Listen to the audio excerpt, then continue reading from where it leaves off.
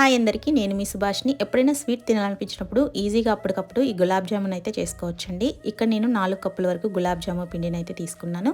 4 కప్పుల వరకు పిండిని తీసుకున్నాం కదా, 1.5 కప్ వరకు మిల్క్ లేదా వాటర్ అయితే తీసుకోవచ్చు. ఇక్కడ నేను 1 కప్పు మిల్క్, 1/2 కప్పు వరకు వాటర్ అయితే తీసుకుని చపాతీ పిండి కంటే ఈ విధంగా సాఫ్ట్గా కలుపుకున్నాను. పిండి అనేది ఆరకుండా కొంచెం నెయ్యి అయితే వేసుకుని ఈ విధంగా మూత పెట్టుకొని పక్కన పెట్టుకున్నాను. 4 కప్పుల వరకు ఈ విధంగా షుగర్ తీసుకొని 4 కప్పులకు తర్వాత అదే కప్పుతోటి 5 కప్పుల వరకు వాటర్ వేసుకొని షుగర్ మెల్ట్ అయ్యేదాకా ఈ విధంగా కరిగించుకున్న తర్వాత ఈ విధంగా జిగురుగా అయితే స్టవ్ ఆఫ్ చేసేసుకోండి.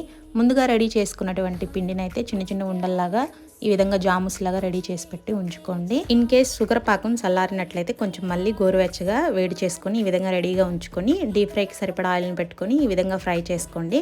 నేను కొంచెం లైట్ గోల్డెన్ కలర్ కాకుండా కొంచెం ముదురు రంగులో అయితే ఫ్రై చేసుకున్నాను. మీరు అది చూసి అడ్జస్ట్ చేసుకోండి. సో 1 అవర్ పాటు అయితే నానిన తర్వాత సర్వ్ చేసుకుంటే జామూస్ అయితే రెడీ అండి.